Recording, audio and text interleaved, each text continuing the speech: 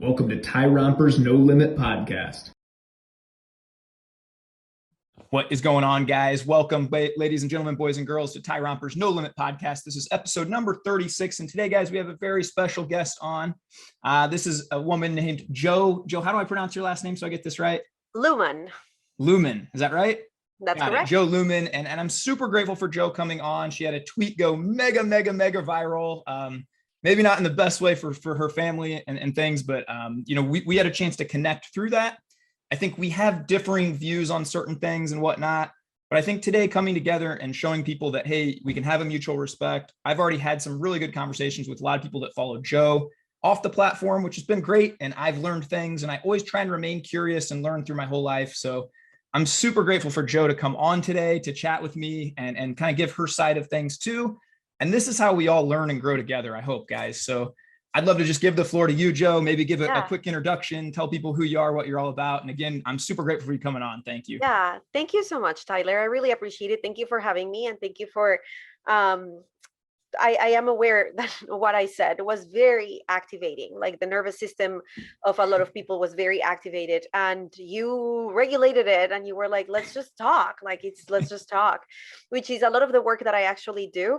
I was just telling you that I came from my kids' school, and that's the work that we were doing, meeting with a lot of parents. It was a big group of parents and talking about what does it look like, right, to meet others with curiosity and learn from others. So I am officially an ordained pastor. I have a master's in ministry and theology from Point Loma Nazarene University. I moved to the United States to get my master's program and also to work inside of an evangelical church as an intern. I worked in 3 different evangelical churches in that time. And it was very evident at some point that people tell me all the time, you hate Christians, and I don't. I actually love them so much. I love Christians so much. I'm just inviting us all, because I still consider myself a Christian, to do better and to hurt people less. Just because I happen to be in certain identities. I am a Colombian. I was born and raised in Colombia. So I have certain identities. I am a woman. I am a bisexual woman. And all of those identities make the church actually not love me. It's not the other way around. It's not that I don't love Christianity, because the smartest thing for a woman like me would be to run away from it. I stay in because I love Christianity so much, and I just want us to do better.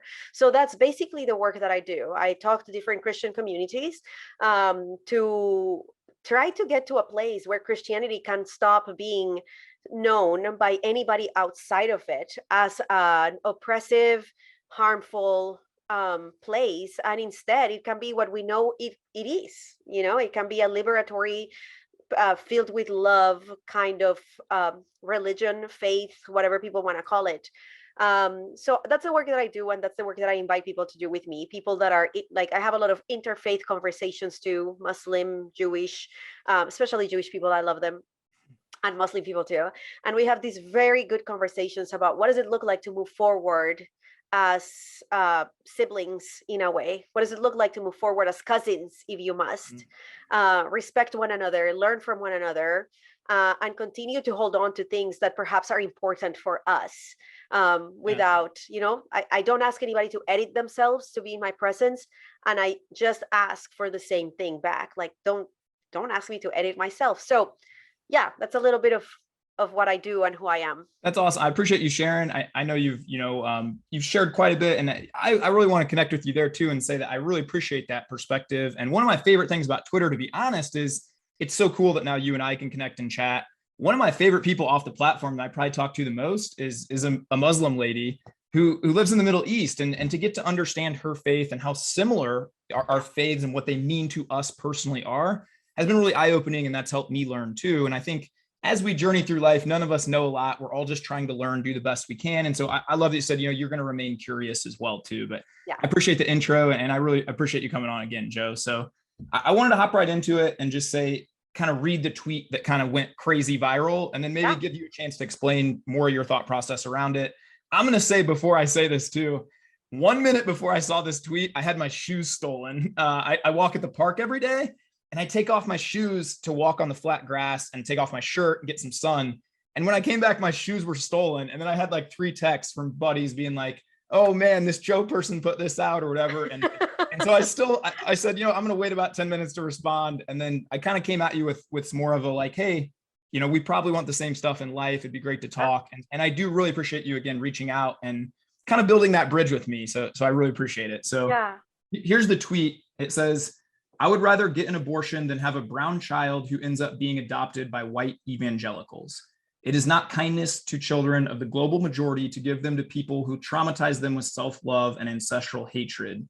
An abortion is an act of love. Now, before we go, I want to say I've had 82,000 tweets. Not one of them has mentioned abortion. I tend to think that I'm only pretty good at about 5 or 6 things. So I talk on those 5 or 6 things a lot. Yeah. The part that with me that I had trouble with was the white evangelicals, obviously, as I do get hate from both sides online too. I've had many white liberals and many Black people crucify my wife and I for interracial adoption. And we were just trying to help out, but I can get more into that later. But I kind of wanted to, what was your thought process, I guess, behind the tweet? And did you kind of know it was going to create this? No, God, no. No, I did not know. No. So I had a conversation. I have a lot of friends who are adoptees, who are transracial, transnational adoptees. And I've been having conversations with adoptees for maybe 4 or 5 years. My husband and I had considered adoption. And the more conversations we had with adoptees, the more we were like, we probably shouldn't adopt. There are other ways of supporting all of these kids. We live in San Diego by the border.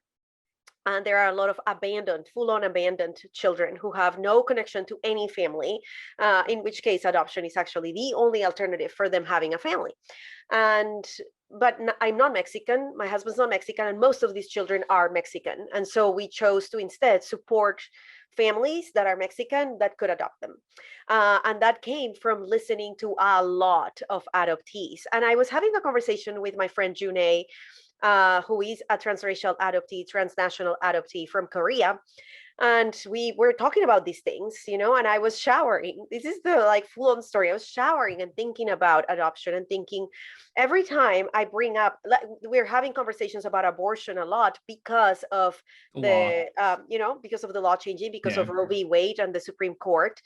And I was thinking, every time I talk about abortion with evangelicals, with white evangelicals specifically, the answer to me is, well, we would adopt them. You should have them and we don't adopt them. And I was like, see, but that's not an option for me.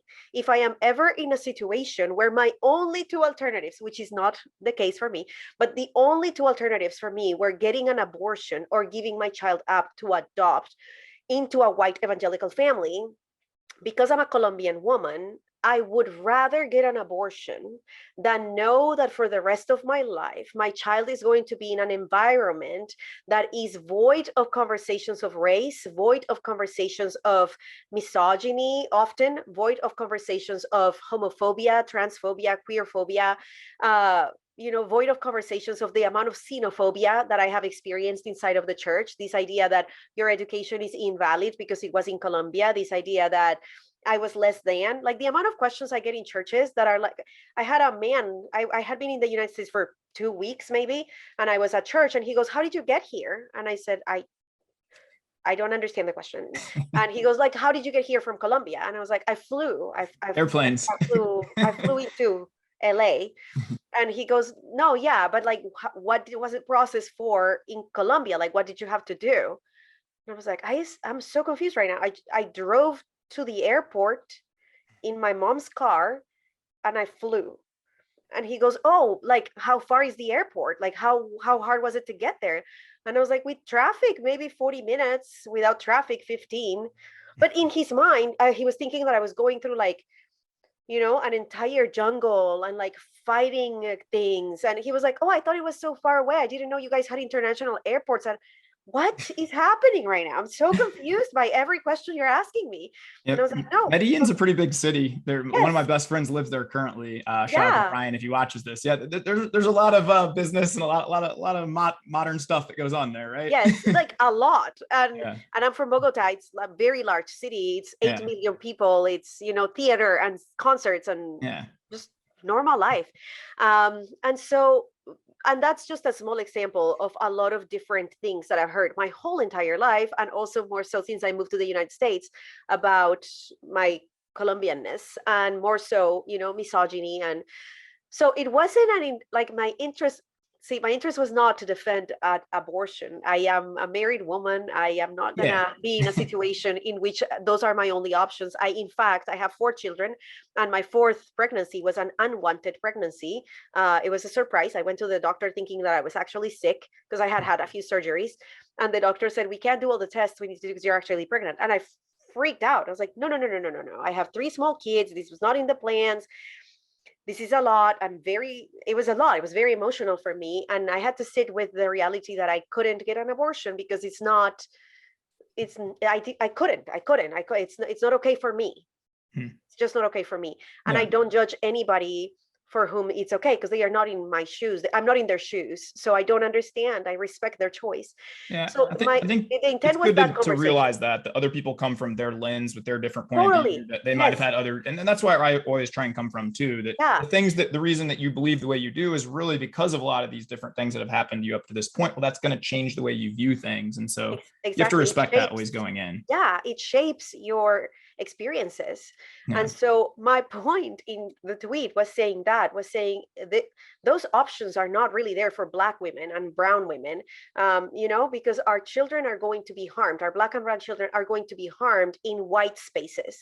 And unfortunately, not all white evangelicals are unaware, are not something called racial literacy or queer literacy. Most white evangelicals have no racial literacy, have no queer literacy, and it's really hard to have these conversations in those spaces, because this idea that we know what's true and what's good and that's final. And so my intention was inviting white evangelicals to think, why would a woman of color not want to give me their child? What is it about us that would cause a woman of color to prefer an abortion that we know we don't like over giving us their child? What is it? And then we could have a very important conversation about racism, and we can have a very important conversation about misogyny and homophobia and transphobia, and me letting them know. See, I have a child who is probably gay. I'm pretty sure that she's gay. I've never told her that. It's just the way that she talks, the way that she walks, the way that she's informed me of the people that she has crushes on. And the way I meet this child of mine, that is a brown girl, that is just so beautiful and so Columbian, is, tell me more about your crush.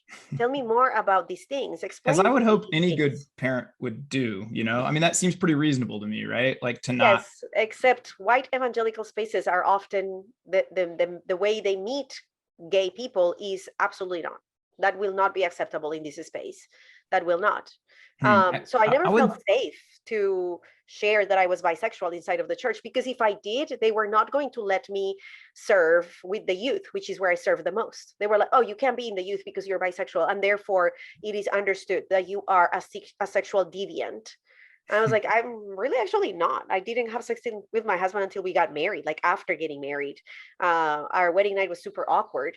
And, but because I am bisexual, the immediate assumption in these spaces was you are a sexual deviant, which is also what they say a lot of especially gay men. And so all of that was coming into my idea of, I would rather get an abortion than expose my children to these things, because I have queer friends that have attempted to commit suicide because of the white evangelical spaces where they were told they weren't good enough, they weren't accepted by God, they had to change, family members that stopped talking to them. I have so many family friends I am their chosen family, because their biological family, who are white evangelicals, don't talk to them. And they won't talk to them until they are. It breaks my heart to hear that, It breaks my heart I think too. A couple of things on that. One, I don't really consider myself super religious. And I actually just put up a YouTube video this morning because I got mailed a second hate letter from a Christian telling me that I'm not Christian enough because I do this or do that. My favorite client, I coach clients a lot. My favorite client I've ever had, Tara, shout out to Tara. She's been married to her lovely life for 5 or 6 years. I mean, this is one of my favorite people on earth, right? That I've always kind of had, I guess I don't understand why other people care what other people do in their bedroom. That's always been a weird thing to me, why you would care. It just, I don't know. I feel like if you really study Jesus and when you look at his life and his mission, you just kind of love people. You meet people where they are, and you don't really worry about the rest, right? You just accept people. You love them. Who should I love? Well, your neighbor. Who's my neighbor? Everyone. Everyone. And doesn't say that's everyone unless they're gay, unless they're right. bisexual, there's no Right. ands, right? It's everyone. And so to me, No. that's a really easy thing to do. I do see other Christians where I can say, yeah, they struggle with that, right? The church is imperfect. There's definitely imperfect people in the church. And you've most certainly witnessed that a lot, right? Right. You've probably seen that a lot. And you know what? That's the thing. Like people think that we are expecting this perfection from the church. And I've never expected perfection, because that would be an irrational expectation of me. It would be what I am expecting is that if people tell you you're hurting them, could you listen? Like, it's really rather simple. If people tell you, hey, you're hurting us, listen. There are 700 cases of abuse inside of the Southern Baptist Convention, Sexual Baptist Convention. It almost came up. Inside of the Southern Baptist Convention. And it's taken years for them to listen to women, and women being like, no, this is actually rather common. Like, it happens a lot. And they're like, no, it doesn't. Can you please listen to us? That happens to us all the time. Like, it happens to us often. And it reminds me of a conversation I had with my dad, where we were talking about the MeToo movement years ago, when the MeToo movement began. And my dad was like, I don't get it. Like, it feels a little overblown. It feels like they are going over, like, it's not every woman. And I was like, well, no, but most of us. And he was like, what do you mean? Like, you've never been sexually assaulted? And I was like, actually, I have. And he's like, what? You never told me. And I was like, Dad, the first time I was sexually assaulted, I was 11 years old. I was walking on the street after I got out of my school bus that dropped me off at home. And I was walking on the street toward my house. And these boys that were probably 15, 16 were walking toward me. They were giggling, and I could tell something was off. And I went to a private school in Columbia, so I had a uniform. And so I had this like plaid skirt that I had to wear down to my knees. And this boy put his hand, like, he kind of bent a little, put his hand under my skirt and grabbed my bottom. And that is sexual assault. And I was 11 years old. And I said, and I told my mom, and my mom was like, I'm so sorry. That's so terrible. It happens a lot. Because that's the only thing she could say. It's happened to her so many times. And I said, so we are not just talking about the sexual assault that you're imagining in the movies. We're talking about the fact that women cannot, an 11-year-old girl cannot walk down the street without having to concern herself with the fear of, is somebody going to grab my private parts? That shouldn't be a thing, concern, right? You know? And anybody who sees my Twitter or follows me for any amount of time will know I'm a very hyper vigilant dad. I have a soon to be 7-year-old daughter. And that comes from talking to women like you who have told me it's something around 1 out of 3 or 1 out of 4 women in the US will experience sexual assault sometime in their life. That's assault. That doesn't, and that's full on assault, right? So I'm well aware that's a huge problem. I think we change that by having strong present families and raising our kids to know what's right and wrong. And we have a lot, and even my daughter at age 5, we were having talks with her about no one can touch your swimming suit parts and things like that. I mean, that you have to make the children aware of those things, right? There are so many ways of equipping both, like, all children on this, like I have conversations with my son about consent. I have conversations with my son about what is not acceptable behavior for him, what he's not entitled to, because society gives all of us certain biases. So our nervous system is collecting information at all times. So your nervous system is collecting information from your experiences, and my nervous system is collecting information from my experiences, because our nervous system is actually incredibly brilliant. If you want to talk about divinity, study the nervous system, and it's like, the thing is divine. It's like it's manufactured so perfectly that you can only see divinity through it. And our nervous system is collecting all of this information to ensure that we stay safe, so that we have similar experiences again, our nervous system knows exactly how to respond. Well, some of the biases that we have collected together is that women's bodies are public property. And it is a bias. It's not conscious. It's a subconscious way of viewing women, that women's bodies are public property, and therefore men, especially white men, are entitled to our bodies. And there is a historical line that you can follow where men have treated women as property, like our bodies are property of men. And so men have been conditioned in their nervous system to believe that this is a reality. They are not being malicious, they are not being terrible, and women have been conditioned to accept that reality, even though it doesn't feel good in our bodies. And so we are unlearning all of these things. And it's the same reason why, if you're walking on the street and you see a black man, you'll see white women grab their purses tighter.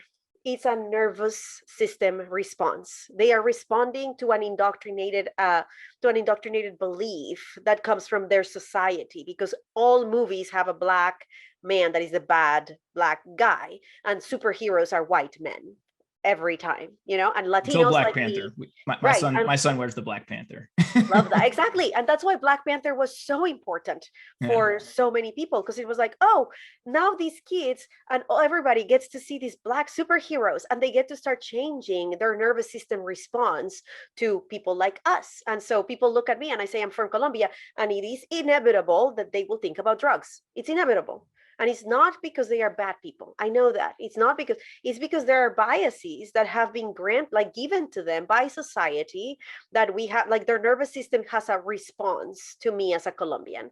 Their nervous system has a response. And so I get stopped at airports. Also, though, like a lot of, and I don't mean this in a negative way, but just ignorance. Like they just have never been to Colombia. And like a lot of people who will say, I'm afraid of black people. And we've had people that were actually somewhat close to us say, when we adopted interracially, they're going to be criminals and we've cut these people off, but like, and it's like, dude, you just need to go meet black people. Like that's what you need to do. You need to go talk to, like, I think a lot of it is just so much ignorance. And then I also believe that our media really works hard to divide us, and that pendulum, I agree with what you were saying, like throughout history, our pendulum was way up here, right? As far as like the way men kind of viewed women, and women were property. And we don't need to go back very far to see that people were actually property. They were counted as 3/5 of a human, which is hard to believe in your mind. That was only 150 years ago, right? Yeah. So the pendulum was way up here. Now I feel like the pendulum is swinging back in this direction. It's going to make some people mad as it swings, or we're going to have a lot to work through as we swing through that. But there are a lot of people, I think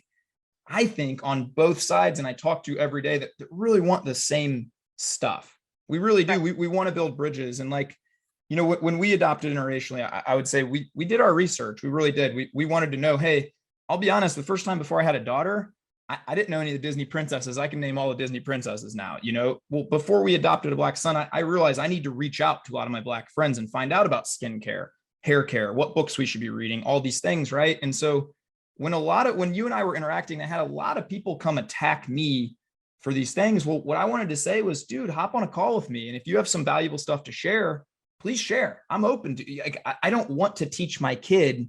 I'm smart enough to have a different conversation with my son, who's black, about what to do if cops pull you over at a party. Yeah. And, I was an idiot. I'll just be the first to admit it. When I was 18, if the cops came and interrupted our party, I ran and I taunted them as I ran. You can't catch me, That's a privilege that I probably got because I was a sharp looking dressed white kid. I'm smart enough to understand that my son will not have that same privilege that I have. I get that, Yeah. I just think that we all probably want a lot of the same stuff. And the big problem I think I have, and is just this kind of collectivism versus individualism, right? And when you say all white and evangelicals, or when the other people on the other side tell me all black people, all brown people, because, we've adopted, we had a United Nations in here at certain points, right? We've had every different race of kids. And so that's the problem I think I have is let's just get to know each other as individuals. Even here, as we sit and talk, man, I've learned a lot about you now. I can start to understand and empathize, but that never happens if we just shout, you're white evangelical. Yeah. You're from Colombia. You're from, we do have differences, but to be honest, probably we have 99% of the stuff in common, right? Yes. And also power dynamics matter. So the difference the difference between saying all black people and all white evangelicals is that black people have no societal power.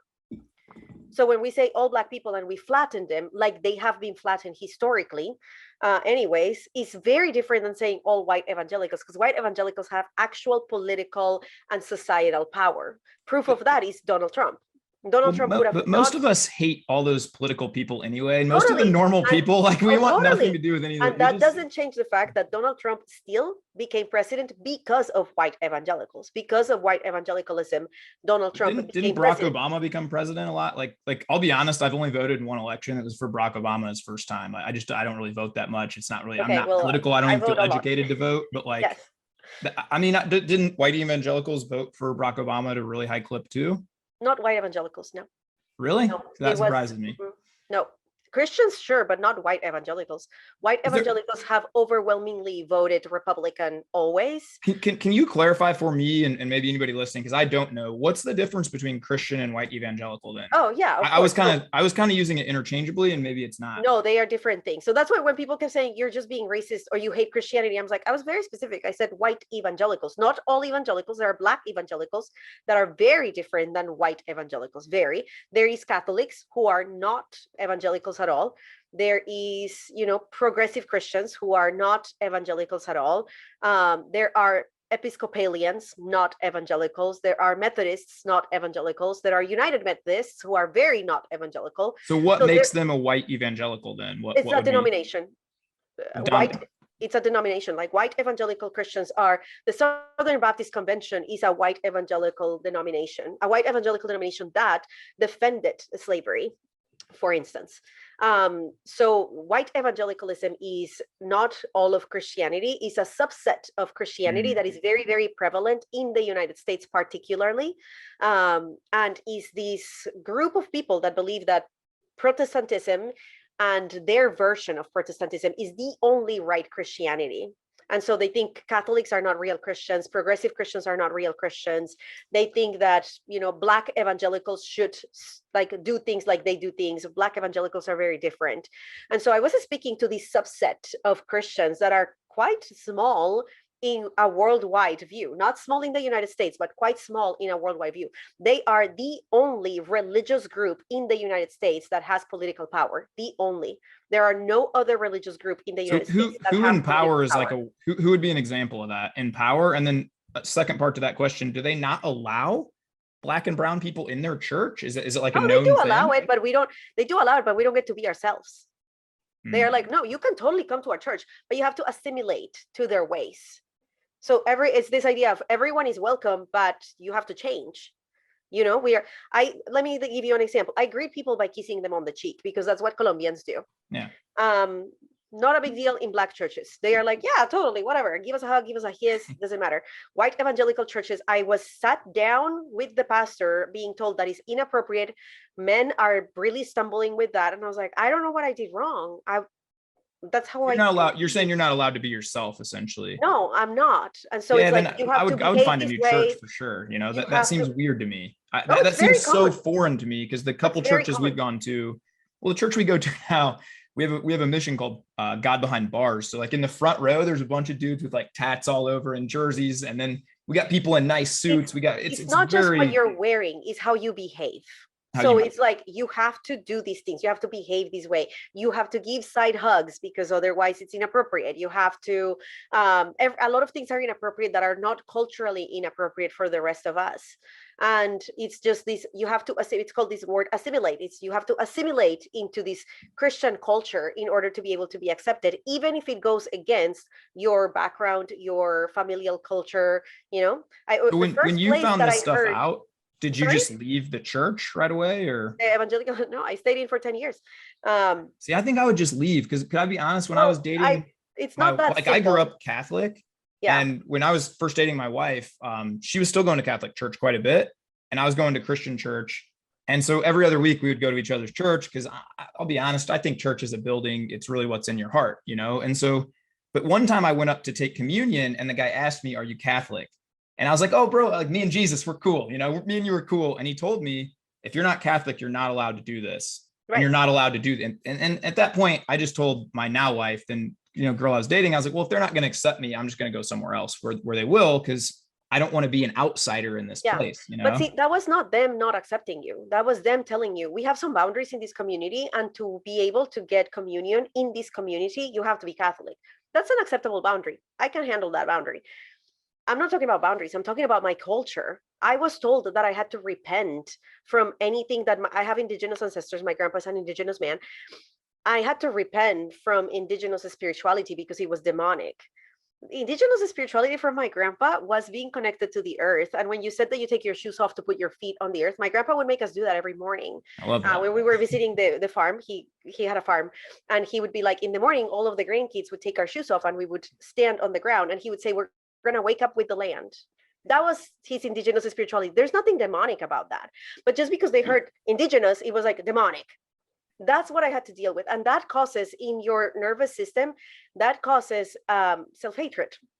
Because what I internalized is your indigenous ancestors are demonic. Your indigenous blood is demonic. It's something that you have to repent from. That's different than saying you cannot have communion in this church. Those are two very different nervous system responses. One causes like, then I'll take communion in the next church.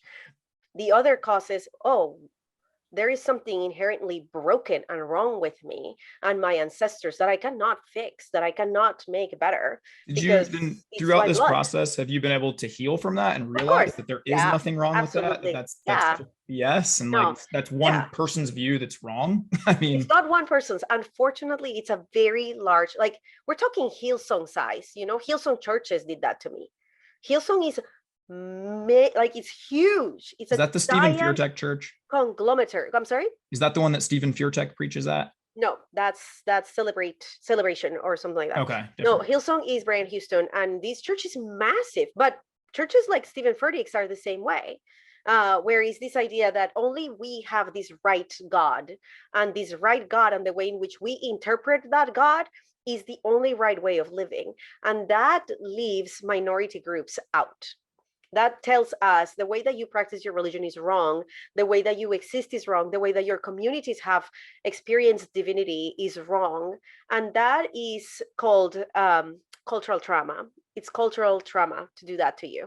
And it's a very common practice inside of Christianity, inside of evangelicalism. It's why I have a lot of issues with mission trips that go and say, hey, they go on mission trips to indigenous communities. And instead of being curious about these communities, it's like, no, you just need to know Jesus, become Christians and be done. And it's like, you are not even listening to them. Mm-hmm. You don't even know what kind of relationship they have with. And I was in seminary, raised my hand and I said, I have a question. My indigenous ancestors did not find out about this Jesus figure until the 1500s, right? When Spaniards came over, raped, abused, pillaged, and then said, you have to believe in Jesus by force. For 1500 years, they had no knowledge of this Jesus. You mean to tell me that they are all in hell?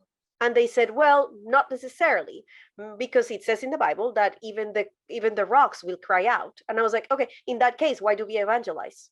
If even the rocks will cry out, then my indigenous ancestors, if they can be in heaven because the rocks will cry out, then why are you forcing them into these ideologies? And they didn't have an answer for me. And they were like, no, because it's our call. We have to make people Christians. And I was like, but in doing that, you obliterated hundreds and hundreds of communities. You obliterated the Chibcha language, which is what my people spoke, is pretty much extinct. We have just words that we're trying to still put together to bring back our language. That is cultural genocide. That is serious. Imagine if one day I made illegal English and I murdered and killed people that spoke English. That is so harmful and painful. And there's so many atrocities I think we can't even imagine from and it was what we experienced as a people. It's what we experienced, being called in the Constitution of the United States, in the Declaration of Independence of the United States, it says all men are made equal, right? Mm-hmm. And then you read a little further and it says Indian savages. That's how we are referred to, as Indian savages. So when the Declaration of Independence talked of all men are made equal, it was talking about all white land-owning men. It wasn't talking about Black men, and it certainly wasn't talking about indigenous men. They were not equal at the time. They are still to this day not equal. And that matters because it tells a story to my body that it doesn't tell a story to yours. It tells a story to my indigenous blood that is not in your blood. You don't have those fears that there is going to be genocide of our culture. So when I say I would rather get an abortion than give my child to people that have historically committed genocide against my people, that is an act of love. And if you know any stories, there is a book called Beloved by, why am I forgetting the name? Beloved, Toni Morrison. There is a book called Beloved by Toni Morrison where she tells the story. It's a true story, but she tells the story in a fictional way. But this is a true story of a Black woman who left slavery. She escaped from slavery and she was found by the people that enslaved her, and they were going to grab her, take her back and bring her back to slavery. And she's found by them killing her children. And the reason why she's killing her children is because she says, I would rather my children be dead than go back to slavery, than subject them to the horrors that I have been subjected to. I would rather they be dead. I wasn't talking about killing children. I was talking about abortion. But if you've read Beloved, you understand the love of a mother that you have to feel in order for you to be better off not ever meeting your child, not ever seeing your child, not ever bringing your child into existence, than give them to people that are going to maybe a high probability put a lot of cultural trauma over them. A lot of physical trauma too, because a lot of white evangelicals also beat children, and that's physical trauma. And so, couple things. That's where it was coming from. I got you. One, I want to wholeheartedly agree and give a fist pump on this, because my wife will maybe watch this at some point and she'll be fist pumping too, where she runs a nonprofit and has for 14 years in Swaziland, now Eswatini, South Africa, and she's built schools. Whatever the people need, she takes care of. And she was working with a nonprofit before that would essentially go in and say, we know what they need, we're going to help them. Right. But they would literally raise 50 grand and maybe build them something that they didn't need. And they never listened to the people. And so what she has built her whole mission on is not, we're going to go in and, hey, if you love our Jesus, we'll give you food. If you love our Jesus, we'll fix you a meal. If we'll give you a clinic. She goes in and she doesn't care about anything else except what does this community need?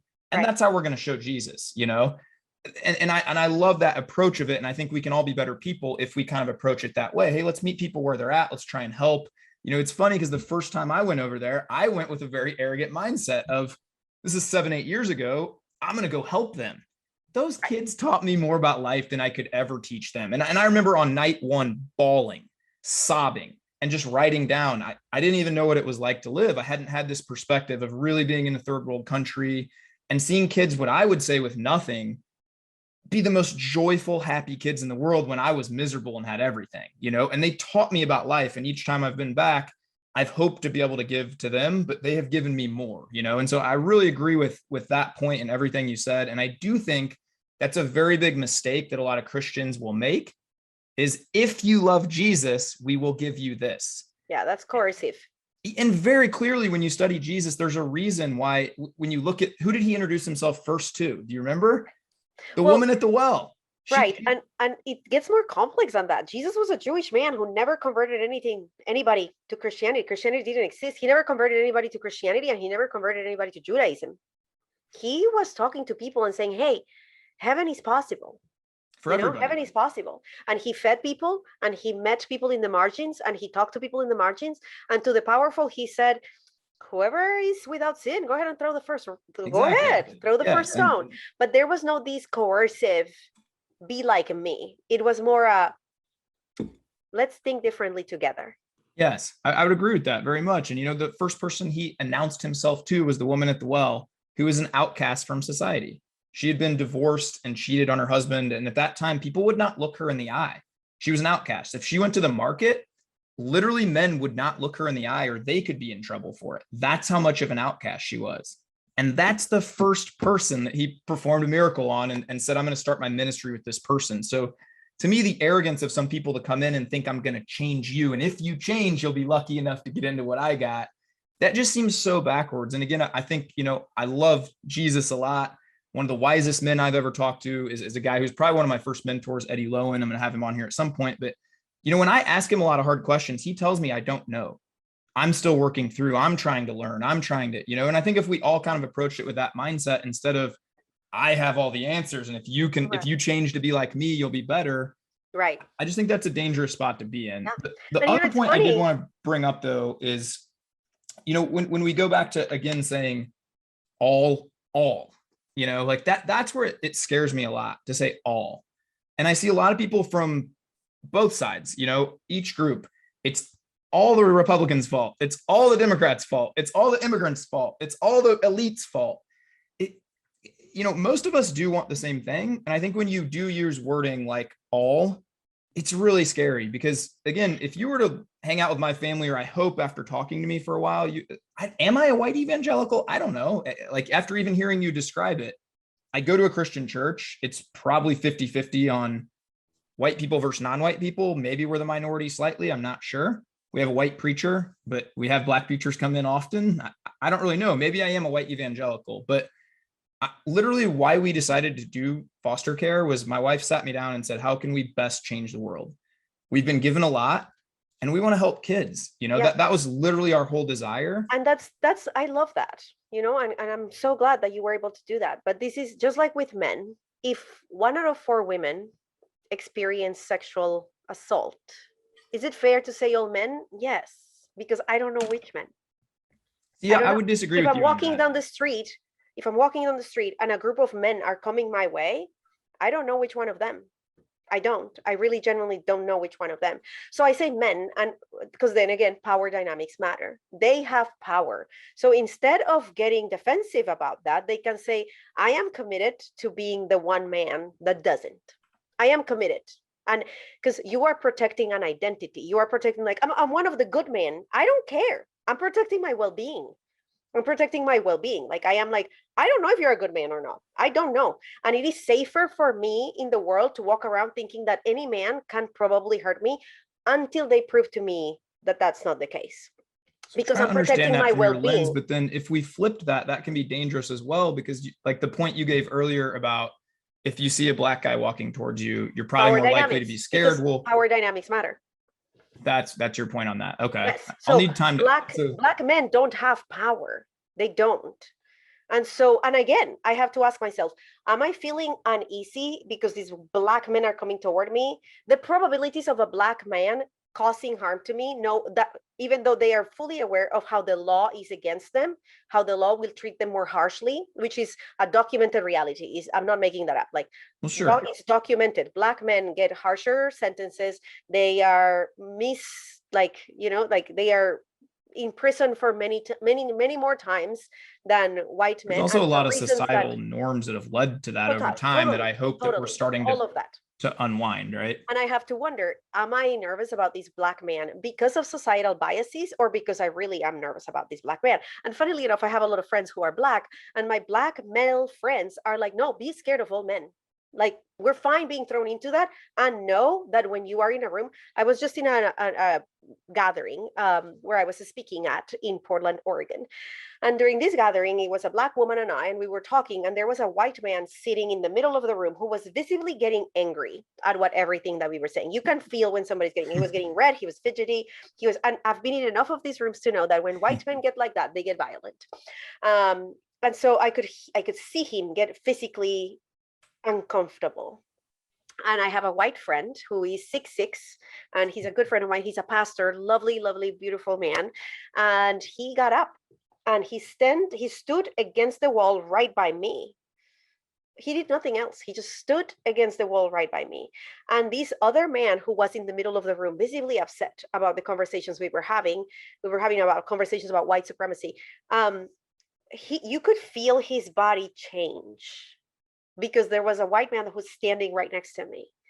And so it's that black men tell me all the time, like, we will prove to you that we're not one of the men, but for your safety, it's better to think that it's all the men.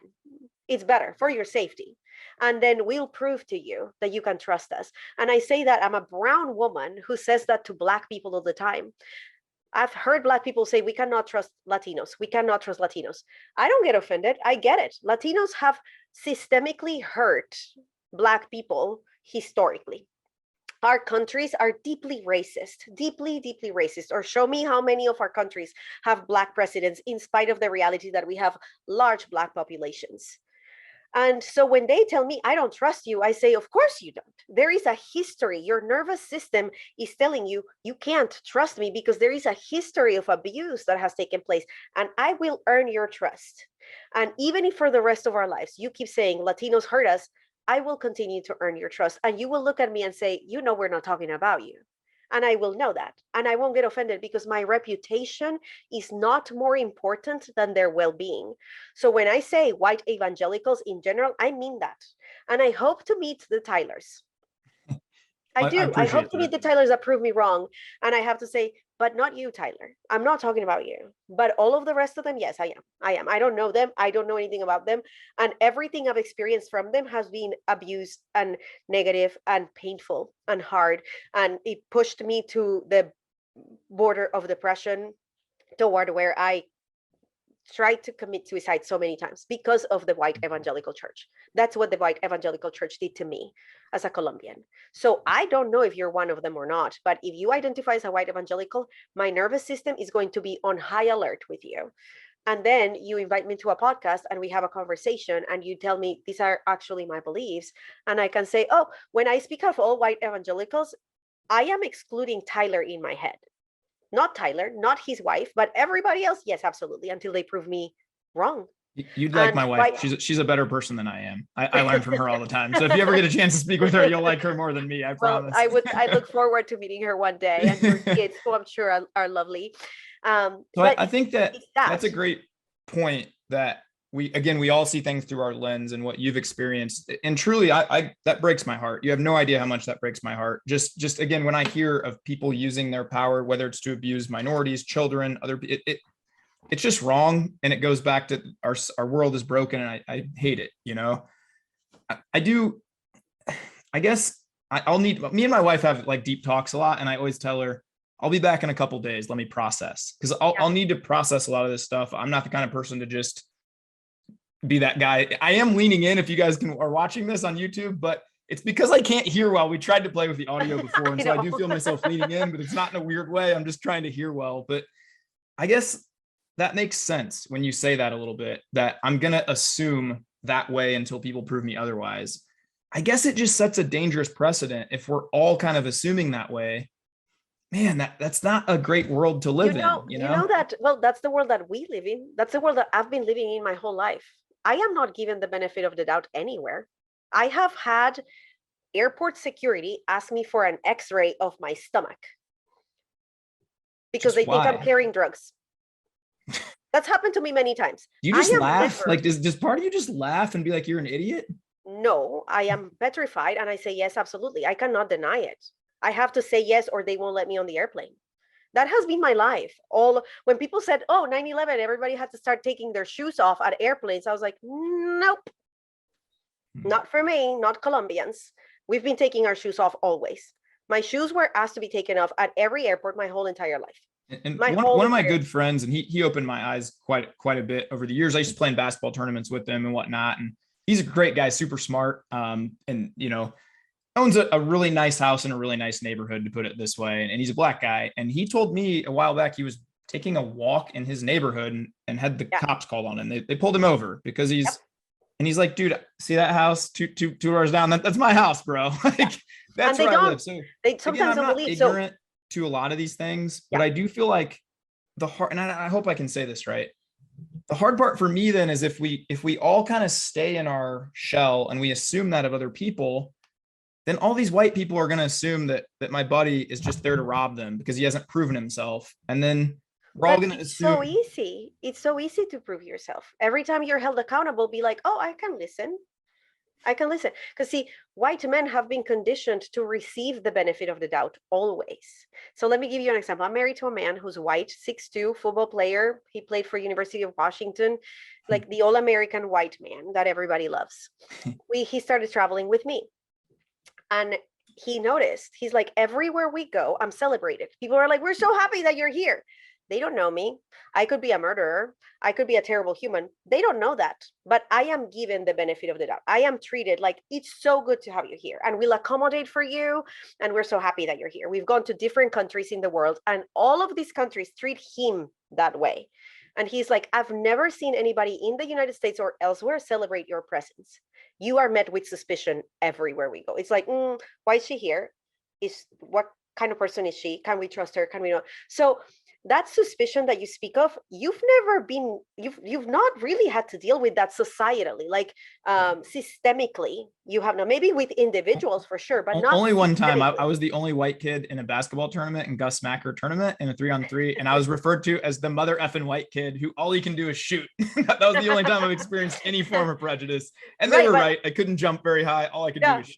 But systemically, and this happens in schools, for instance, where if a black kid is doing poorly academically, the amount of assumptions that are made about them. But if a white kid is doing poor academically, he's like, what's going on? How can we help you? And black and brown parents can tell you those stories.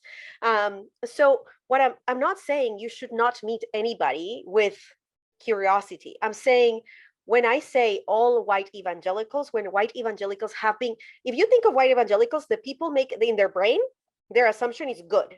That's why one of the places that sexual predators are most attracted to is churches, because there is an assumption societally that says, oh, white evangelicals, good. Nothing bad is going to happen in these spaces. And predators are happy there because nobody's double checking. There is no suspicion against them. But there is suspicion against, like I was saying, gay people, sexual predator. When he's like, actually, the data shows us that most sexual predators are cis men, cis heterosexual men. And so what I'm saying is perhaps get more used to being looked at with suspicion, because you've heard us historically, and you're going to have to earn. And it wasn't you. No, it was your great grandparents. It wasn't you. But my body holds that information. My nervous system has kept that information inside of me. And so perhaps meet people that have less power than you and have been met with suspicion always, with curiosity, and get used to them meeting you with suspicion and inviting them to be curious about you, because you act different, which is why you were the only person that said, can we have a conversation? Of thousands of people coming at me saying horrible words that I cannot even repeat.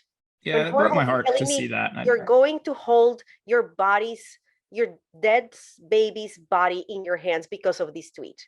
Like, that's how they met me. You were one out of how many hundreds of white evangelicals. So it's safer for me to assume that's how they'll meet me. And I tweeted this too a couple of weeks ago. I said, I think people think I don't like to be wrong. Nothing would make me happier than for me to say something about white evangelicals, and for white evangelicals to come back and be like, absolutely not. How can we fix this? What can we do? We're curious about you. What did we do to make you feel that way? But white evangelicals prove my point every time. I got death threats for tweeting hypothetical. It wasn't even real. That's not my reality. I will have 1,000 million other options. I can have the baby. I can give the baby to my mom. I can give the baby to my sister. There are a million things that I could do before I have an abortion. It was a hypothetical that is not my reality. And a hypothetical that's not my reality, that was intended to make people think, turned into me having to pull my kids out of school, turned into me having to resign my post as a board member of a school. I'm the only board, I already did the research, I'm the only board member in the whole of the United States of a public school that has been asked to resign over her opinion. And there have been board members that say full-on racist things, like really problematic racist things, that have never been asked to resign. I was asked to resign because I said I would rather get an abortion than give my children to white evangelicals, as a hypothetical. That's power. It's hard for tweets too, because it's such a weird experiment where we're all saying 230 word characters and trying to, like, me and my wife have a thing where we don't text like an important conversation because you can lose a lot in text. Hearing you explain it is much different than reading it, right? Like, and my followers know that, because see, most of the times when I'm tweeting, it's a conversation that started on a podcast. Sure, same for me. I told people, like, go listen to the podcast. My followers know that this is just like a thought. It's just a thought I'm sharing about a podcast, about a conversation that's a larger conversation. And if you go to my Instagram, I have highlights upon highlights upon highlights explaining things a lot more nuanced, a lot more deeply. I go live often to explain things. So my followers know. But the moment that large white evangelical accounts that had 1.7 million followers, I saw that, retweeted me, it was over. Because they don't have the nuance. They dehumanized me immediately. And it was like, she's a witch. And listen, if you think about the witch trials, this is exactly what would happen. During the witch trials, all that a person had to do was say she's a witch. And then the entire town would run, not let her, there were trials. And in the trial, the woman was not allowed to defend herself. The only people that could talk were the men and the people that were accusing her. And so some women would accuse other women in order to save their own head. And they would go without nuance, without hearing her point of view, without hearing what had actually happened. And they would burn them at the stake. And even though we are not in the same times, the energy was the same. She said something we do not like. We're going to call her a witch. And actually, they called me way harsher names than that. Names that I wouldn't call anybody, nobody. There's not a person I would say that to. And then they were like, we want you out of the school. We want you out of the country. We want your children gone from that school. You should not be around children at all. We want your kids taken from you. There were reports to CPS, fake reports to CPS that I'm now having to deal with legally, because that's actually a federal crime, just because of my opinion. While white men have been able to say full-on racist things, have been, we have an ex-president that I said, I want to grab her by the PU, and he became president. So white men are actually met with a lot of curiosity.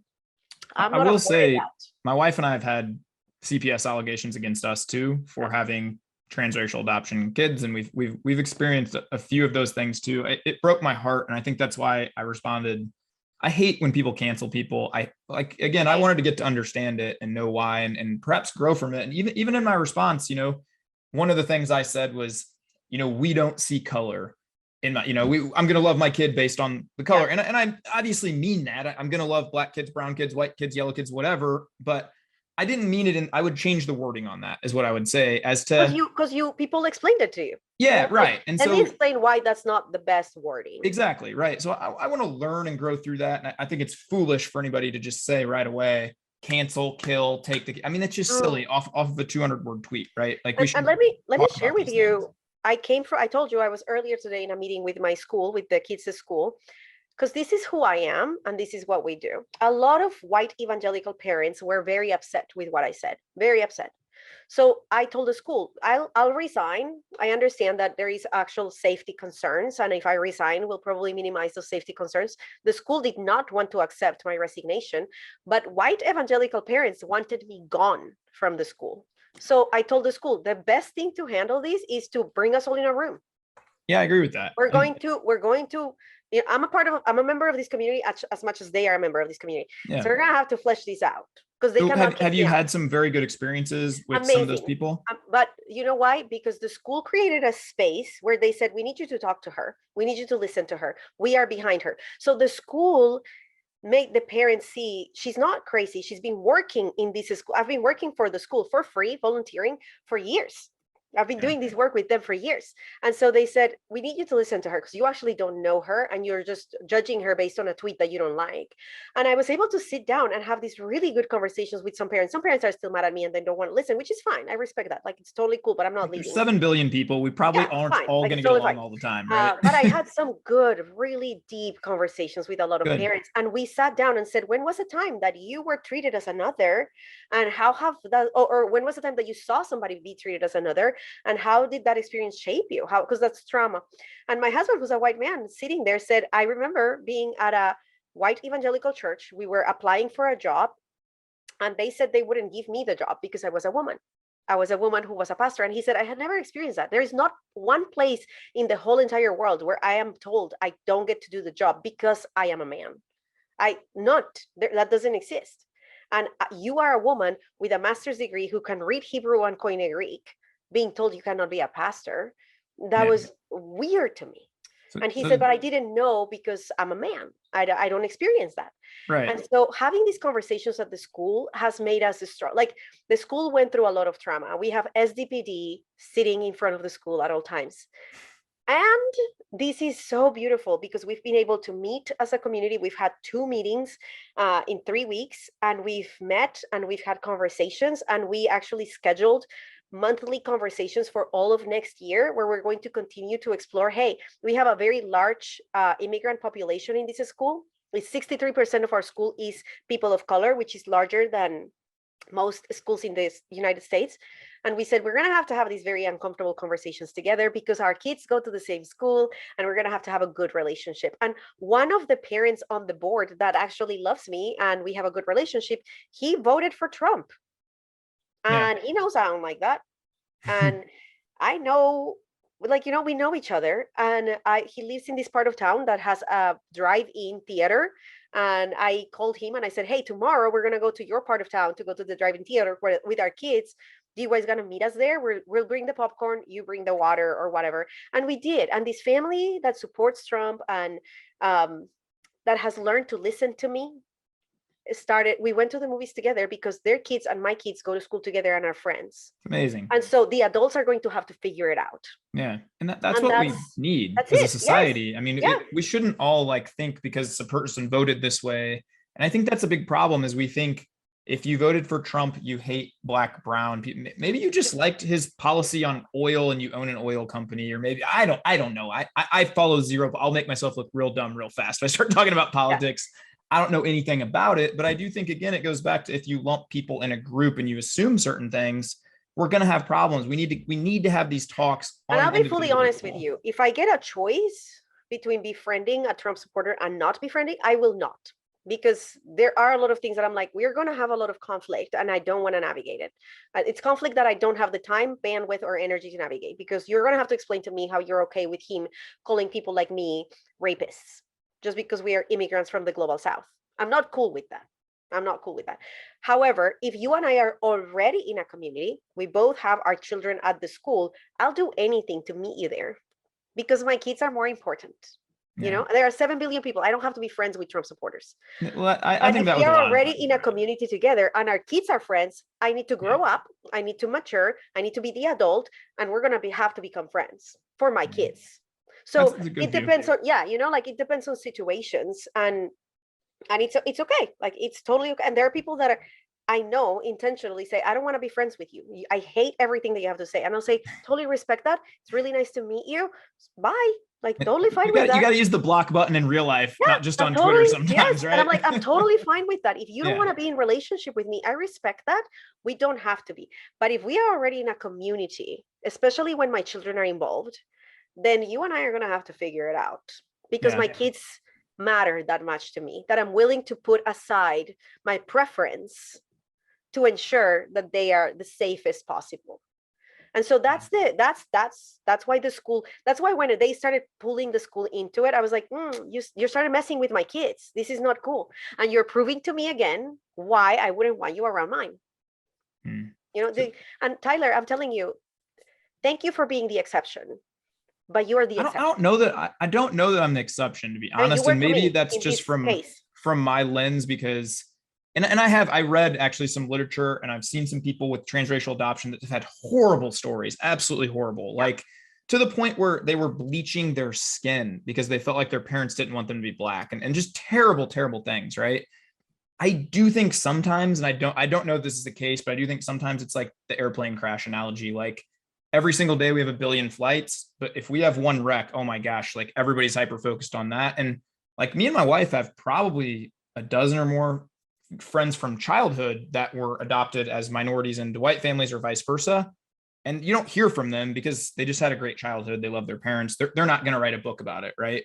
But you do hear from all the other side that had a very bad experience. And so I do think that can kind of skew the lens in a little bit to where people can think that's the norm. Yeah. When in reality, the plane's getting there pretty safely every time. Now, that doesn't mean we should just ignore. Yes, because there are a lot of adoptees. Like the amount of adoptees I've talked to that have had really bad experiences is large. And I have friends.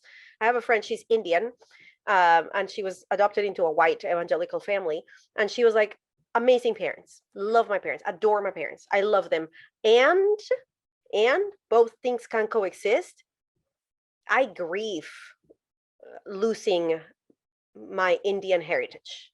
And I am now learning as an adult to reconnect with this part of me that I can't deny, that can't go away. It's mine. I'm an Indian woman, and I know nothing about Indian culture.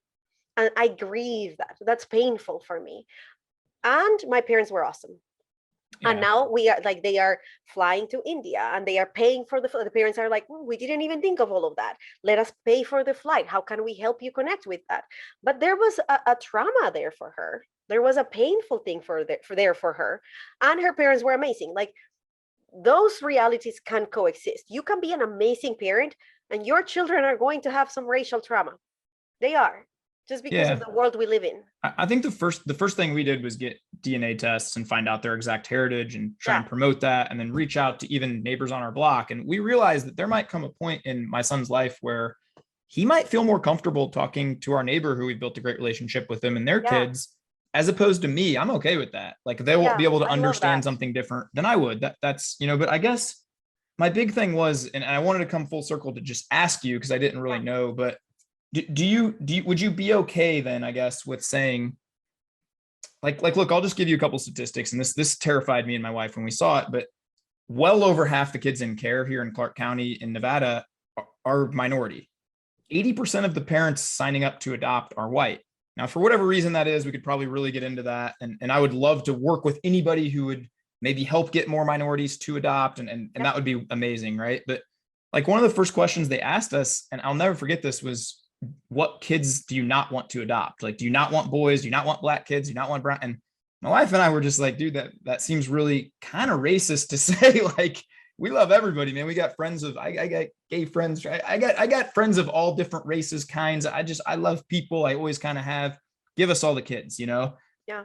I will say we were a little foolish, not even considering kind of the backlash we would get and some of the hate from both sides, from a lot of African Americans who have had pretty terrible experiences, right? And so they want to project that onto you. And then also from just flat out racist people who are going to project that onto you, right? Yeah. So we didn't even consider that when we started. But in your opinion, do you think that white people should not adopt black and brown people at all? Or what would be the solution to that? Because if we don't, what happens is 8 out of 10 kids that go through the system unadopted end up incarcerated. 8 out of 10, so that's 80%. Oh, that without talking about sex trafficking. The majority. So it's probably worse, right? Yeah, it's and our trauma that they're going to experience there. And so now I can only speak from my lens, but I mean, I just love the crap out of my boys. Like, they don't look like me, and I understand that, and I'm going to try to teach them and all that. Yeah.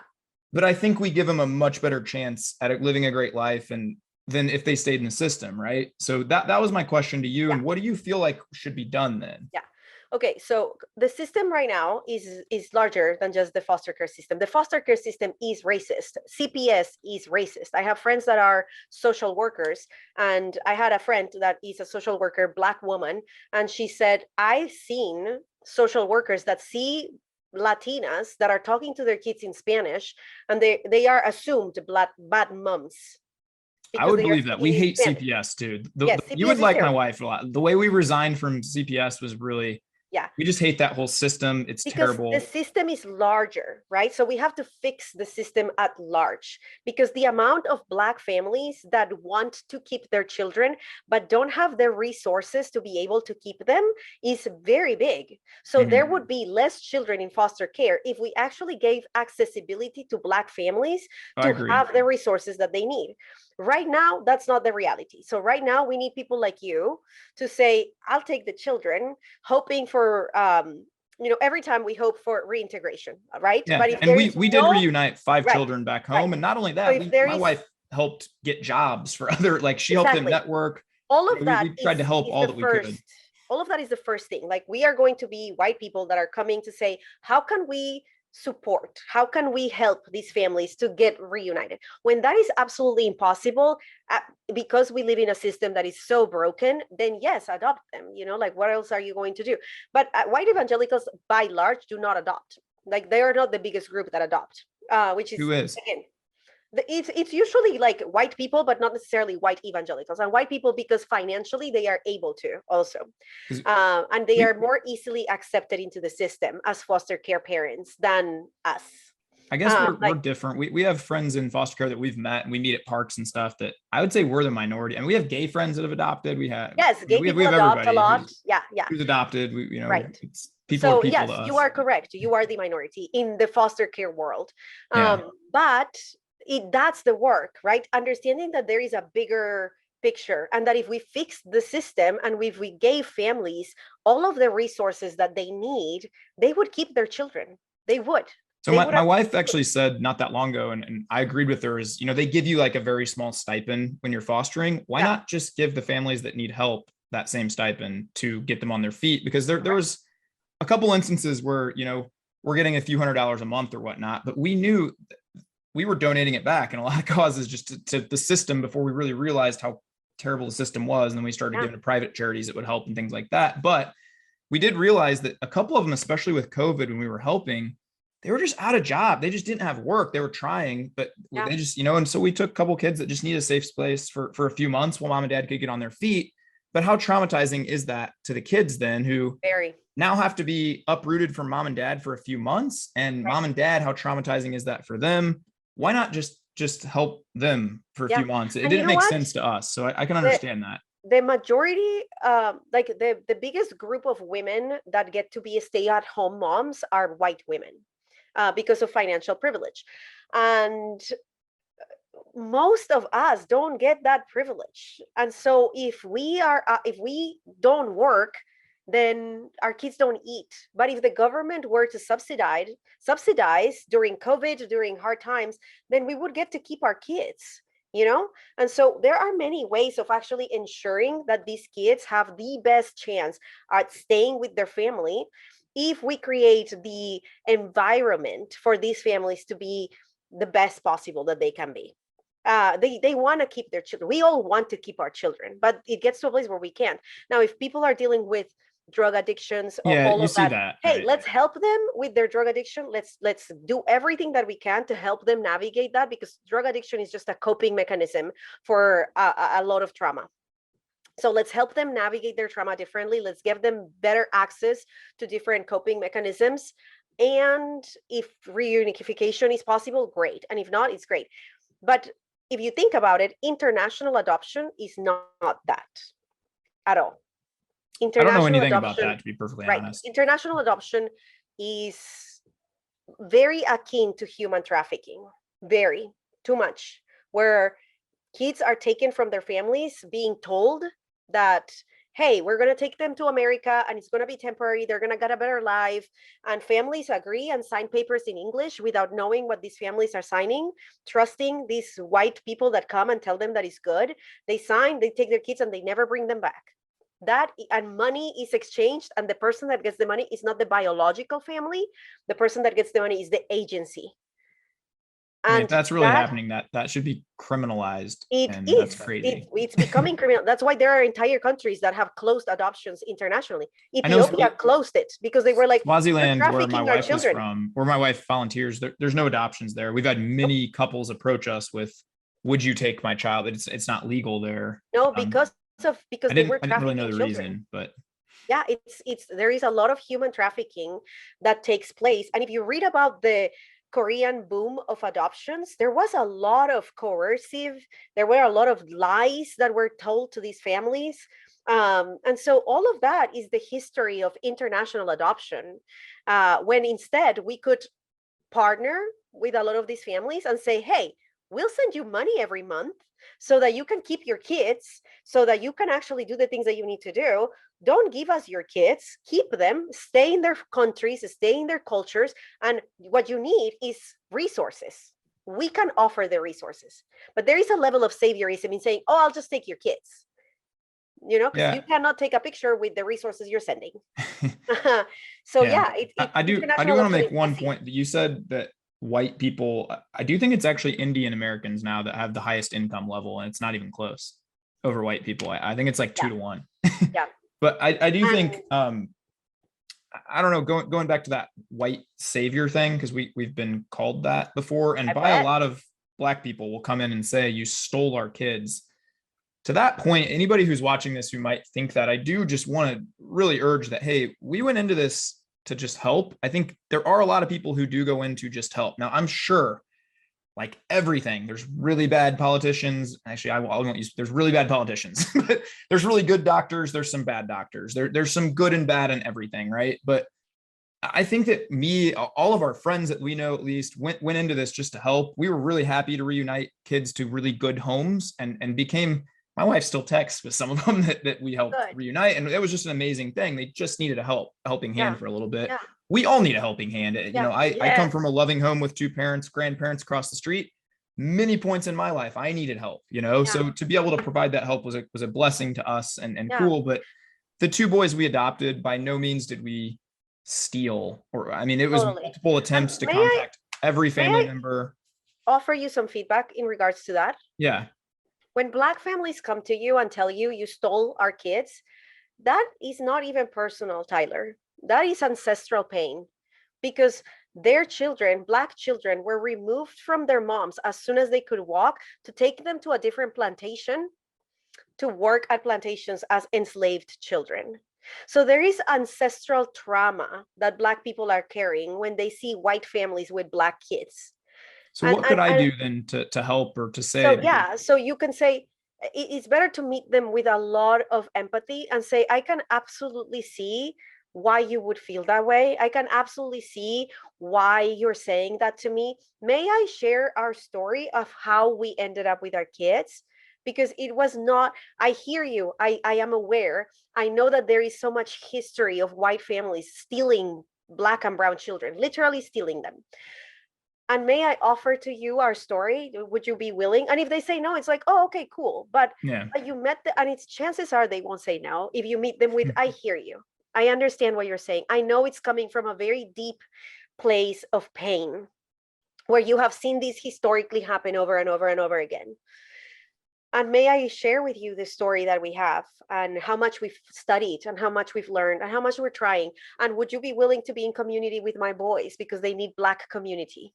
Yeah, that's what I offered a lot when our post kind of went back and forth and viral. And I actually DM'd a lot of people and said, send me resources, man. You know, like if you want to be that bridge, that's awesome. Let's build it. We want the same thing. You know, we want everyone to have an equal playing field and to have a chance. We need to know that you see our pain.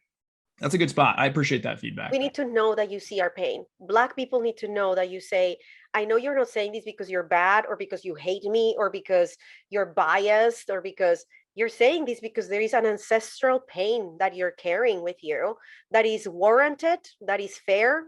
And the government keeps taking kids away at the border. They literally take kids away from their parents, you know, brown and Black kids, Haitian kids that have been taken away from their parents.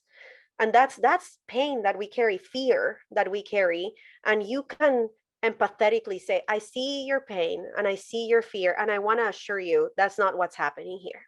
It's good feedback. It is hard in the moment. And you know this better than anybody when you feel like you're being attacked from 1,000 people at the same time. And you're just like, oh my gosh, this is crazy. But that's good feedback. I do appreciate that. And it's always good to meet people where they're at. And I'll remember that the next time one of those inevitable attacks happen, you know? So I appreciate that. And they will, you know? They will. And I do think this, you know, you just keep learning. And I wanted to share one quick thing with you because, you know, to show how I think we can all keep growing. And I appreciate again so much this conversation, but it was, I want to say 10 years ago. And I had the privilege of growing up with 2 awesome parents and a great, you know, everything, right? I had everything going for me. But I went to inner city Chicago and I had this view at the time that if you weren't making a lot of money or you weren't successful, it was your fault, right? Like people would say to me, the system's not fair. And I'd be like, BS, work harder, you know? And I had this view and that's who I was. And then I volunteered in inner city Chicago for 2 years. And I met a little girl named Nalia and I saw where she lived. The school was 55 students to 1 teacher with no aides, no technology, no anything that the schools I had grew up with had, you know, we were maybe 15 to 1 with an aide, right? Yeah. And so I just really realized in that moment, yeah, we need to always aspire to make the system level for everyone, right? And that was a big light bulb moment for me. And I think a lot of the times the people that shout these things, they're like I was before I got to go in there and meet those people and see those communities and understand they want to do their best. The mom was working 3 jobs, to be perfectly honest. She worked harder than I've probably ever worked in my life, but there wasn't the means to do it, right? And so I think people just need to go out and have conversations that may be difficult, like you're leading, and I appreciate that. Meet people that may not look like you or believe like you. We need to get out of our echo chambers, right? And stop just shouting with people that agree with us all the time and entrenching in those views and be open to learning and open to having these conversations. And I think you're brave, Joe. I appreciate you just coming on and sharing in it. You know, there'll be I don't watch a lot of the podcasts I do because I just don't have time. I'll watch this back over. I'll take notes. I'll the next time I feel an attack, I'll learn maybe to meet that person the exact way you said. And that's what I want to do is keep growing, keep getting better, keep trying to understand people's views, right? Thank you. Thank you so much. Thank you. It's the same for me. I'm still learning. I mess up all the time. I said something so ableist the other day. I'm not a disabled person. And my friends who have disabilities came to me and said, hey, that's not cool. And I was like, help me understand, because I don't know why. I don't know what I did. I didn't know. And so they said, well, this is it. This is why. And I was like, oh, I see it now.